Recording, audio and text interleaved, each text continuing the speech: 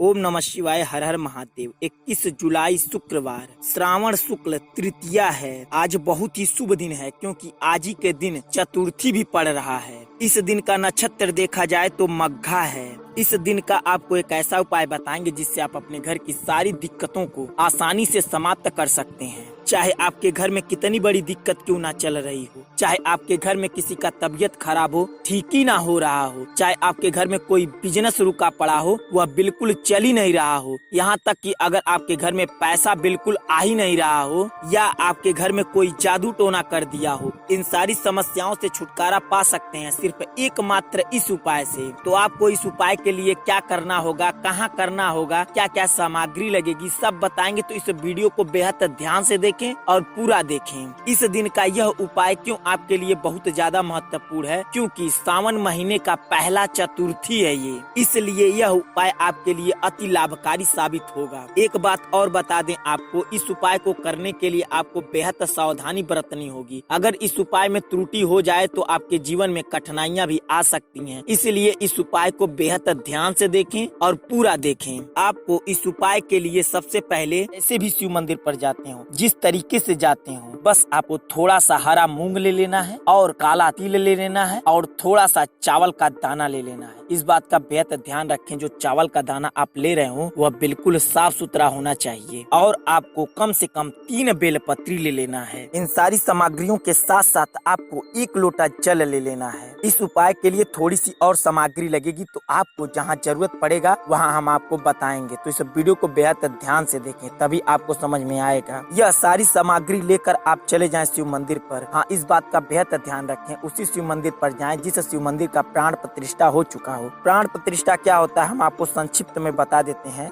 प्राण प्रतिष्ठा, जब मंदिर बनता है तो सबसे पहले प्राण प्रतिष्ठा की जाती है, उसके बाद ही पूजा पाठ किया जाता है। फिर भी आपको नहीं पता है कि इस मंदिर का प्राण प्रतिष्ठा हुआ है कि नहीं हुआ है, तो अपने गांव के बड़े बुजुर्गों से पूछ सकते हैं कि इस मंदिर का प्राण प्रतिष्ठा हुआ है कि नहीं हुआ है। जब आप शिव मंदिर पर जाएं तो शिवलिंग के सामने बिल्कुल बैठ जाएं। इस बात का बेहद ध्यान रखें कि आप जब शिवलिंग के सामने बैठ रहे हो तो आपका मुख बिल्कुल पूरब की दिशा की ओर होना चाहिए और शिवलिंग आपके बिल्कुल सामने होना चाहिए। आपको सबसे पहले ओम नमः शिवाय का जाप करते हुए 1 बेलपत्री अशोक सुंदरी की जगह रख देना है और ओम नमः शिवाय का जाप करते हुए 1 बेलपत्री आपको शिवलिंग के ऊपर रख देना है और ओम नमः शिवाय का जाप करते हुए आपको 1 बेलपत्री अशोक सुंदरी की जगह जो जलधारी के नीचे जो बहता है जल, उसके बिल्कुल सिधाई पे रख दें या उसके सिधाई पर ही रख सकते हैं आप। अब आपको हरा मूंग लेना है और अपने हाथ में रख कर हाथ बंद करके जोड़ लें और आपको ओम नमः शिवाय का जाप करना है और कम से कम 11 बार जाप करके थोड़ा सा मूंग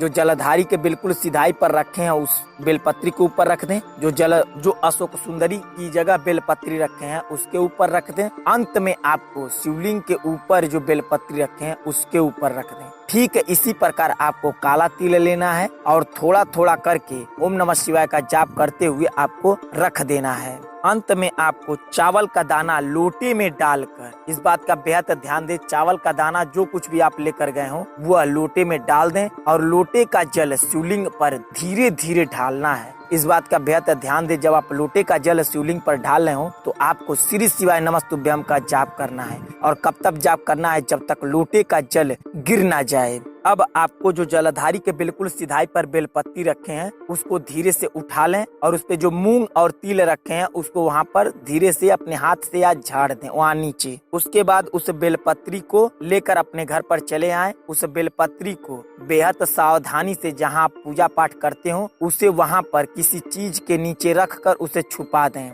इतना सब कुछ करने के बाद आपको जैसे ही शाम होती है, जैसे ही सूर्य देवता डूब जाते, इस बात का बेहद ध्यान दें, जब सूर्य देवता डूब जाते हैं तो लालिमा छाई रहती, वह लालिमा खत्म ना होने पाए उसी समय आपको लेना है लाल चंदन और आपको थोड़ा सा शहद लेकर चले जाना है शिव मंदिर पर और 1 दीपक ले लेना है और आपको 1 बाती ले लेना है और शुद्ध तिल का तेल ले लेना है। अगर तिल का तेल ना हो तो अपने घर का सरसों का तेल भी ले सकते हैं। हाँ, वह सरसों का तेल साफ सुथरा होना चाहिए। इतना सब कुछ लेकर फिर उसी मंदिर पर चले जाना है जिस मंदिर पर आप पूजा पाठ किए हों। वहाँ पर जाने के बाद आपको लाल चंदन और शहद को अच्छे से मिला लेना है और शिवलिंग को अच्छे से उससे लेपन कर देना है। इस बात का बेहद ध्यान रखें। आप लेपन जब कर रहे हो तो आपके मन में ओम नमः शिवाय का जाप होना चाहिए। ऐसा करने से आपके मन में कोई भावना नहीं चलेगी। इतना सब कुछ करने के बाद आपको दीपक जलाकर शिवलिंग के बिल्कुल सामने रख देना है। अब आपको हाथ जोड़कर आपकी जो इच्छा है, जो मनोकामना है, वहाँ पर अपने मन में दोहरा लेना है। अंत में आपको हाथ जोड़कर भूल चूक की माफी मांग लेनी है। इतना सब कुछ करने के बाद आपका यह उपाय पूर्ण होगा और आपकी जो इच्छा होगी, जो मनोकामना होगी, वह शीघ्र ही पूर्ण होगा। अगर आपको यह उपाय समझ में आ गया हो तो कमेंट बॉक्स में श्री शिवाय नमस्तुभ्यम जरूर लिखें। अगर नहीं समझ में आया हो तो कमेंट बॉक्स में पूछ सकते हैं, हम आपको वहाँ भी बताने की